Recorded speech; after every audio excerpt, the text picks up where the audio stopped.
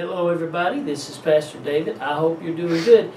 You know, it's November and it's starting to feel a little bit like November out there. We had a really nice, warm, wonderful week last week, and this week, kind of reality.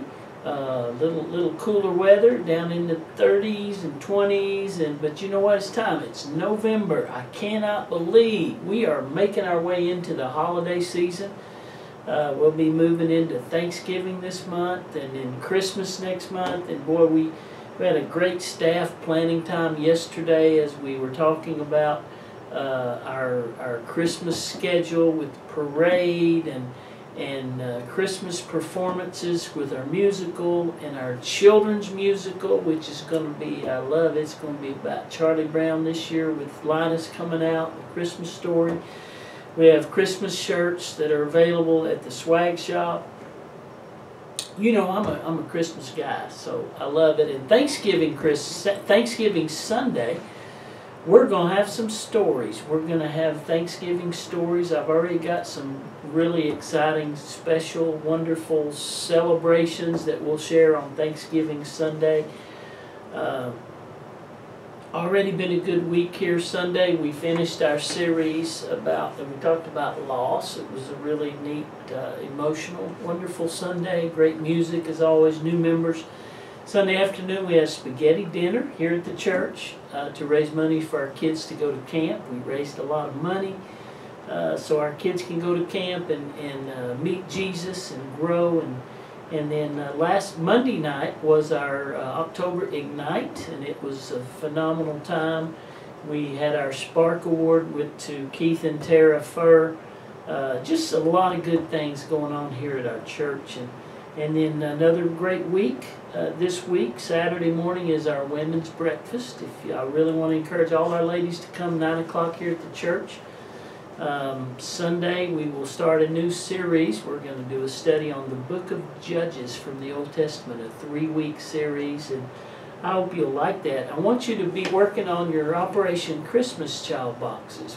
We have those coming up, and we'll have a turn-in date coming up for that in November. We'll have a dedication prayer in November for our Operation Christmas Child boxes, and we'll be one of the drop-off and pickup centers here at the church. And then November the 18th, we have our TNT Fish Fry. This is a memorial thing we do in remembrance of Todd Culp and Tom Barnhart. And then we get into December, we have our parade, the Mount Pleasant Christmas Parade, December 2nd. We're already making plans, so I love this time of year. I hope you do. I hope you celebrate and we're thankful and celebrate Christmas, so lots of good things. But yesterday was Halloween, and I have a question for you. I'm not sure how you celebrated this holiday. I think there's lots of things that people do, traditions for Halloween, and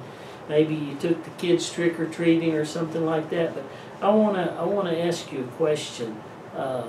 Since we're thinking about Halloween, what are you afraid of? Are there things in life that bring fear? Now, I know there are. I know that we're all afraid of something, and I think that maybe goes into our generations as we grow. And I know as a child there were certain things I was afraid of. I lived out in the country. I mean really far out. There were no lights, and when it got in the dark at night, it was dark. And I would be out sometimes walking home from ball practice or something, and up the country roads, and man, it's dark, can't see, and you hear things. And sometimes I'd get to hearing things in my imagination, and then I'd start running because I don't want to get caught by something in the wilderness.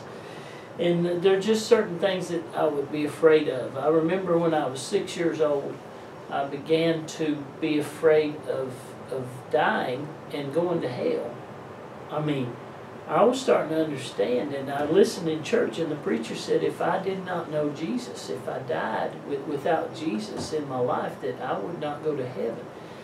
And man, that scared me. I mean, and one of the motivations for my salvation was I did not want to go to hell.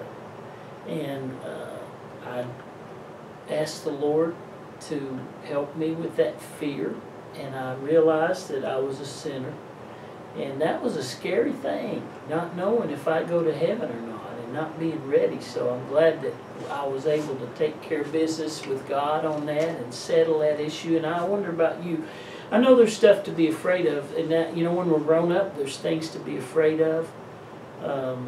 There's illnesses and things at work and financial situations and a lot of things to fear. Well, I have a little devotional for you today. This is found over in the book of Deuteronomy, and so the context is Israel, God's people, were moving toward the promised land, and Moses was their leader, and he got through the Jordan, and they were going to cross over Jordan and go into the promised land, and Moses was talking to his people. This is in Deuteronomy chapter 31. And Moses said, I'm not going to make it. I'm not going to get into the promised land with you because I'm old. He actually said that. He said, I'm 120 years old and I can no more go out and come in. And he said, y'all, I'm coming to the end of my journey, but you're not. He said, I need you to go forward and go ahead and get on over there. He said, I'm old, I will not lead. But he said, Joshua will. God's provided a leader. Joshua's here. He'll lead you. He gets to go into the promised land. God will give you victory. But then he says this in verse 6, and he's talking to God's people in verse 6, Deuteronomy chapter 31. And there's a lot of things to fear. I mean, you got to go through the Jordan. How are we going to get over that river, to get over there where we're supposed to be, to claim our land? And then there's people over there. There's people that don't like us. They don't want us to come in there. There's going to be some opposition, some adversity ahead of us. And I imagine these people were afraid. I mean, you know, there's folks over there that are not going to let us do this. And we don't understand. Moses isn't going to be there, and we're afraid. And then God says this in Deuteronomy chapter 31, verse 6. God says this, listen, be strong and of good courage.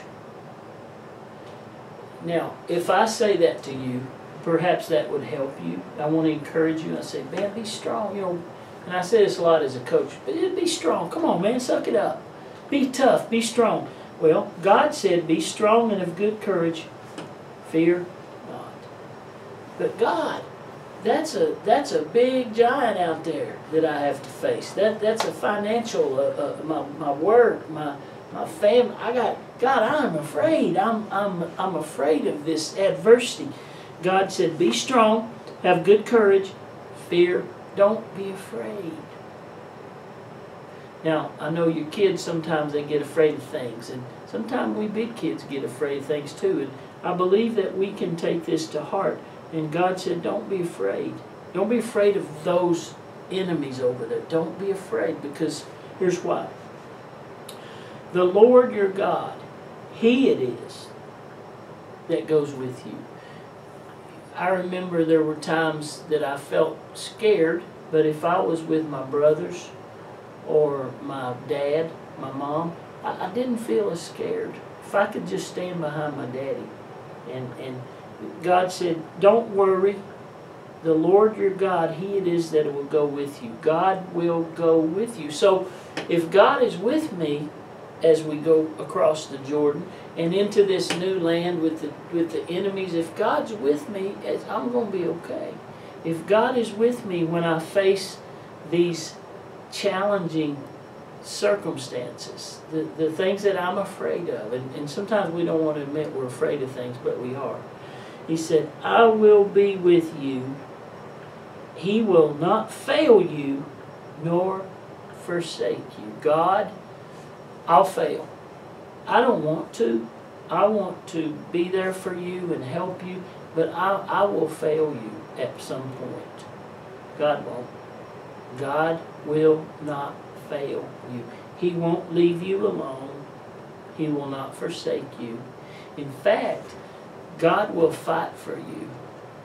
Now, it's good to have an advocate, a friend, somebody to fight for you, take up for you. It's better to have God fight for you. So can I give you a word today? Be strong. Be of good courage. Don't be afraid. Whatever it is on your mind right now that you are anxious about, it's real. But don't be afraid. Don't worry. Let God take care of you. Think about what you're afraid of, what's bothering you, and let God help you through that. He will not leave you alone. Thank you for letting me talk to you today. I hope you'll be at church Sunday. It's going to be good. If not, you watch us online. I want you to know we love you and we're praying for you, and I hope to see you soon.